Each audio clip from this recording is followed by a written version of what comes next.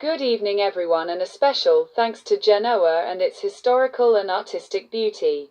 I am Nicola Capasso, a Neapolitan artist, and I am participating in the Contemporary Art Tour, with 4 of my works, 3 paintings and a sculpture. I created the sculpture of a horse with a technique that recovers cardboard and recycled galvanized iron. In practice, I first create the sculpture in iron and then shape it with a cardboard mixture. This technique aesthetically expresses the appearance of a primordial granite, in fact with this horse that I called Surivanarok, an anagram of coronavirus. I wanted to transform what the consumer society wastes into a work of art. The period in which I made this sculpture coincides with that of the COVID-19 pandemic, when we were all forced to stay at home with presidential decrees supported by a political and pseudo-scientific narrative, similar to that currently being advocated by European powers, on rearmament and the need to defend ourselves from an enemy created on purpose to enrich the arms establishment and the corrupt politicians devoid of morals and perspective.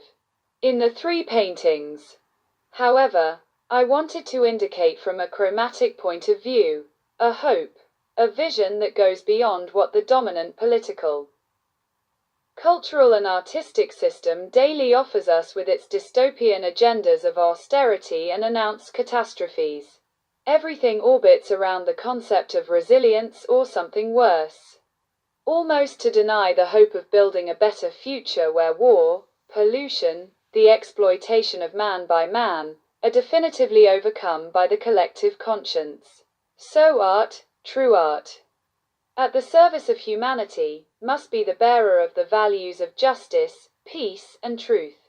A truth that pushes us to improve more and more, to be what we are destined to become, that is, cultural and spiritual identities to be valued and preserved. A new humanism where the future Botticelli, Masaccio, Sebastiano del Piombo will announce a new renaissance of the arts of sciences and of true technology, the one that frees men and the planet from the oppression of Satan capital. A liberation from the ferocity of a capitalist economic system that anthropologically transforms Homo sapiens into a machine, an algorithm devoid of a soul and functional mainly to its dominion.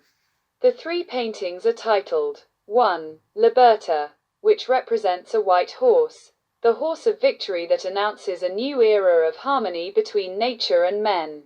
The other, Oil on Wood, is the House of Dreams, the house that each of us would like to live in to recover that necessary relationship with the planet and the wonderful nature that it expresses. With the 3rd painting, entitled Escape from Santa Chiara, a conceptual figurative intrinsically linked to the realism of the Italian 20th century.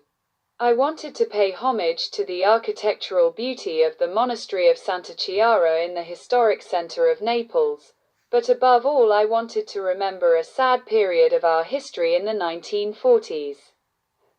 When the Americans bombed Naples with air raids comparable to the barbarian hordes that destroyed the artistic and architectural beauties inherited from the Greco-Roman culture.